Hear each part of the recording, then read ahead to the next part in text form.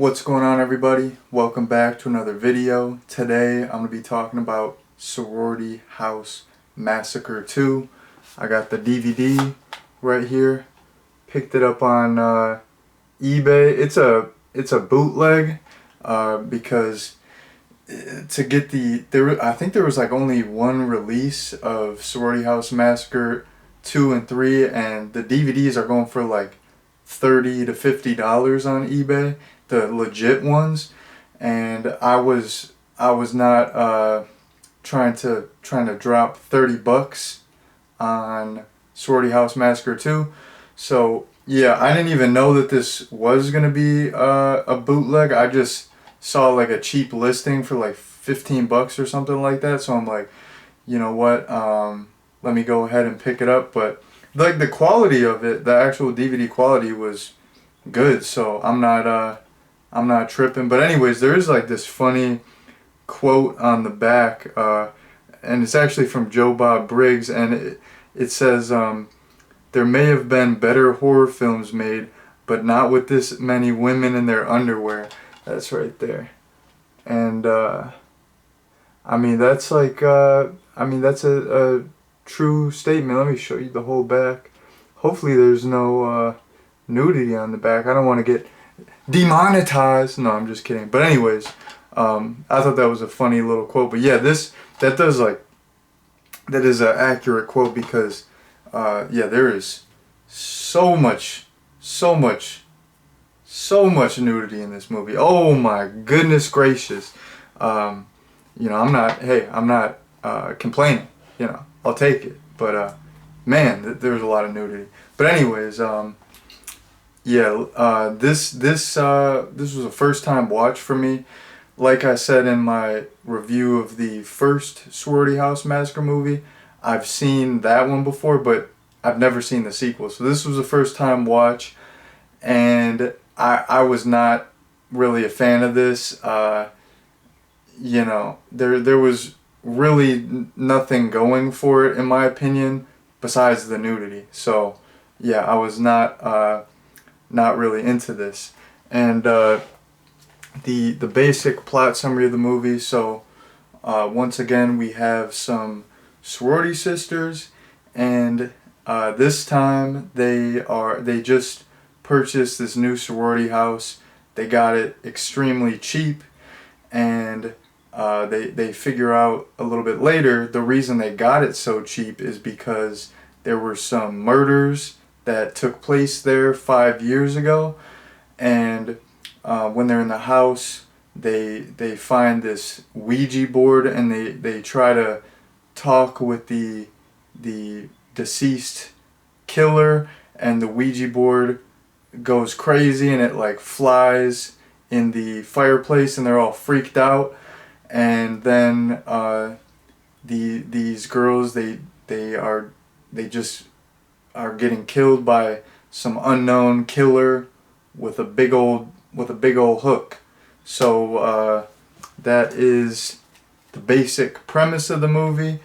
And I mean, the first thing I wrote on my notes, which I already touched on, but yeah, this movie has just an insane amount of nudity. Okay, I watch slasher movies on the reg. That it's like my favorite horror subgenre. So, you know, that's part of the whole slasher subgenre. That's a trope of slasher movies. You know, you're gonna have some kills. You're gonna have some blood. You're probably gonna have a final girl. You might have some cheesy moments, and you're gonna have some nudity.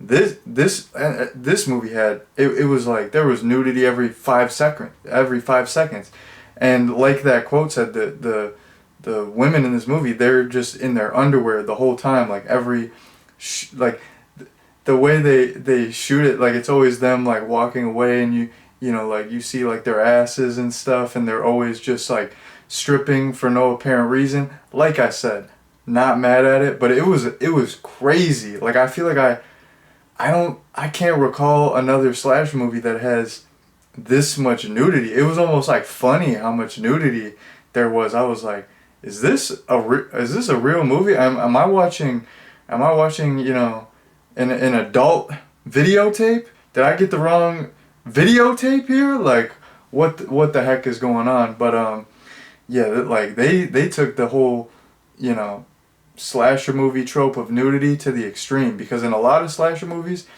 you won't even have nudity, and a lot of times if you do, it's like it'll be like one instance. They're just kind of they're trying to, you know, check the boxes. They're like, hey, we're making a slasher movie, we need a nude scene.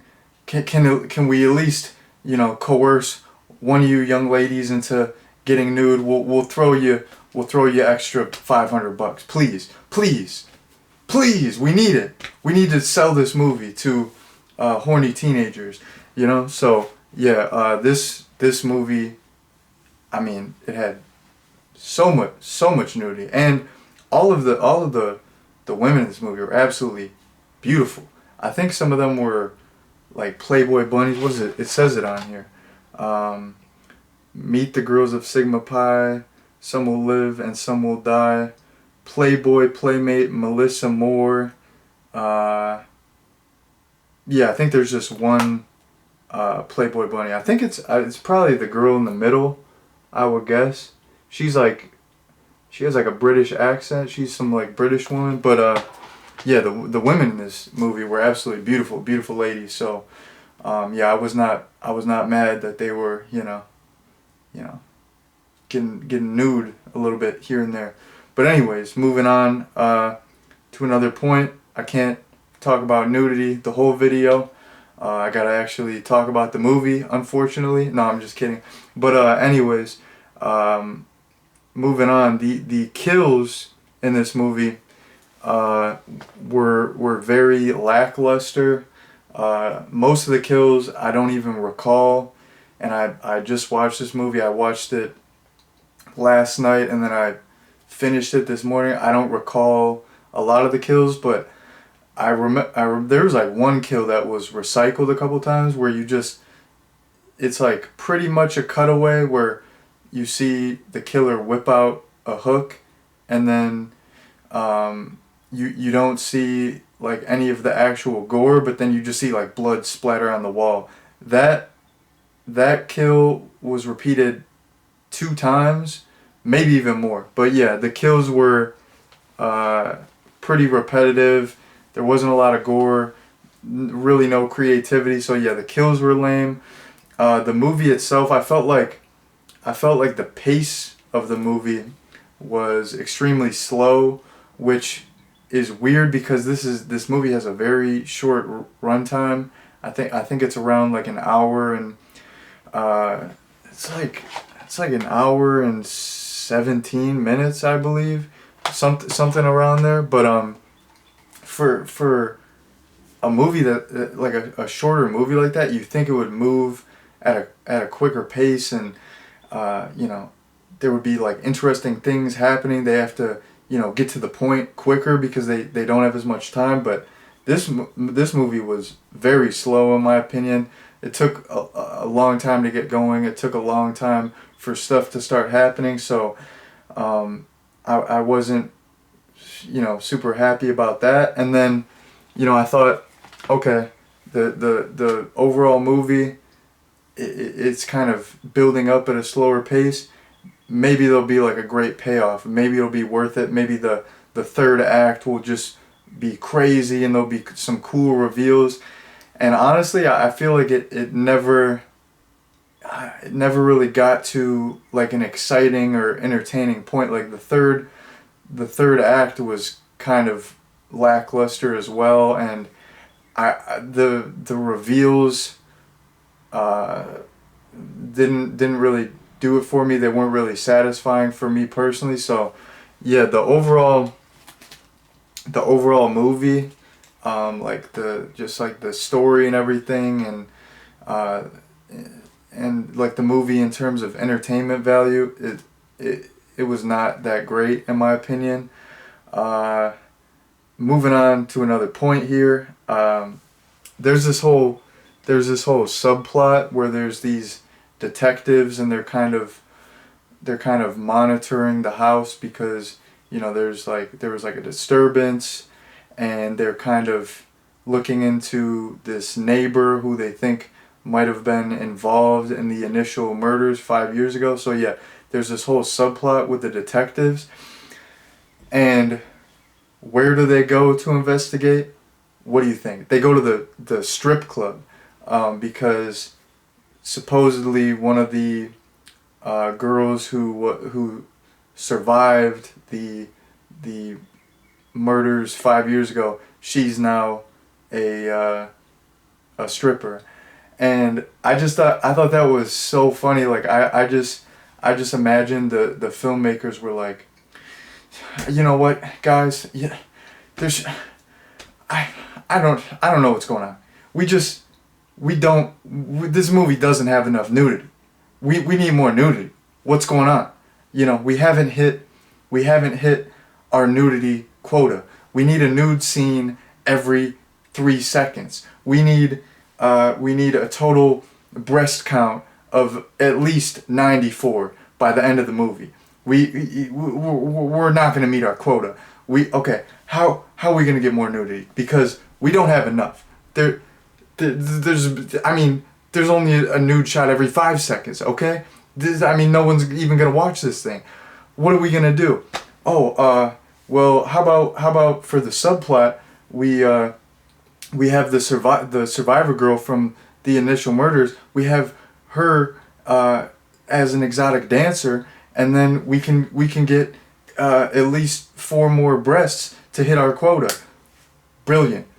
You get a raise, extra $200 because this is low budget. So we hit our quota. So yeah, I just thought that was funny that like even the subplot they had to interject like ways for there to be even more nudity. And like I said, I'm not mad at it because the ladies in the strip club scene, they were beautiful ladies as well, so I wasn't mad seeing them topless, but I just thought it was funny. Like like I already thought the nudity in this movie was insane, and then they're just like, let's just sprinkle a little bit more. There's not enough. We need just a little bit more. So I thought that was really funny. And moving on to another point here. So, you know, this is Sorority House Massacre II. It falls under the overarching Massacre franchise, like I have said in previous videos regarding the Massacre franchise. Even though Sorority House Massacre, Slumber Party Massacre, and Cheerleader Massacre are their own separate franchises, they're all kind of connected in this overarching Massacre franchise. And so I reviewed Cheerleader Massacre on the channel recently, and in that movie you have a scene that's taken directly from Slumber Party Massacre, and you have Russ Thorn.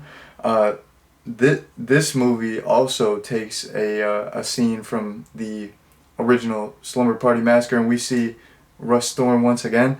And it's weird because they try, like when they're talking about the backstory of the killer in this movie, who's a different killer. His name's Hochstetter. He's a totally different guy.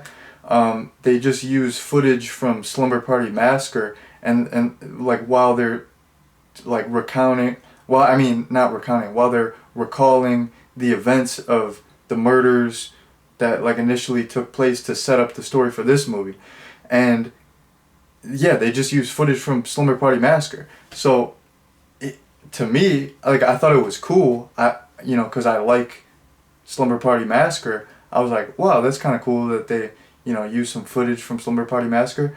But it was confusing because it was a totally different killer, a totally different, story. And it was confusing. Like, even in Cheerleader Massacre, like, Brink Stevens makes a cameo, and she's, like, recalling the events of Slumber Party Massacre, but in Cheerleader Massacre, she survived. But in Slumber Party Massacre, her character died in that movie. So the Massacre franchise is weird because the movies are connected, and I believe they all supposedly take place in the same universe, but like the way that they reuse footage from Slumber Party Massacre, it makes like all the other movies not makes like I don't understand how they all exist in the same universe, because they're kind of like rewriting like this, they're like reusing footage but using it in a different way, and it's like this same character will be the same character, or it's like this character died but then they're alive, are they a different character? I don't know. The more I talk about it, the more I think about it, the more confused I am. But yeah, overall I think it's cool that they used some footage from Slumber Party Massacre, but I don't understand the whole universe in which the Massacre movies take place. Like I don't understand how they all like take place in the same universe, but then they use footage from other movies in a different context or like out of context. So I don't know. I got a pretzel in my head. I'm confused. I'm gonna stop thinking about it. I'm gonna get a headache here. But anyways, I have one more point, and then I'm gonna wrap things up. And the last point that I wanna address is actually a positive thing about the movie, and the what I want to say that's like positive thing about the movie is that I thought the setting and the atmosphere in this movie was fantastic. The sorority house, it was all decrepit. It was like a haunted house type vibe. The dirt, like the night in which this movie takes place, it's very dark. There's this storm. They always cut to these shots of this lightning striking down. Just the setting and the atmosphere was perfect for a horror movie. So even though I didn't really like the story or the kills, I thought the atmosphere in this movie was absolutely fantastic. It was top notch. It did the job. So gotta give props where props are due. So I had to end on a little positive note there. But yeah, that's the last little point that I wanted to go over. So I'm gonna get into my recommendation, and then I'm gonna head out. So like I said, really the only stuff this movie had going for it was the nudity and the atmosphere. Everything else in the movie was very lackluster and boring in my opinion. So I would not recommend this movie. I mean, you can't even really get it on streaming. The DVD's $30, so save $30 and just don't watch this movie. Skip this movie. It's not, there's better slasher movies you could be watching. So I would not recommend it. So yeah, that's my little recommendation, and I'm done talking about Sorority House Massacre 2. So I'm gonna head out here. Thank you all very much for watching, and peace out.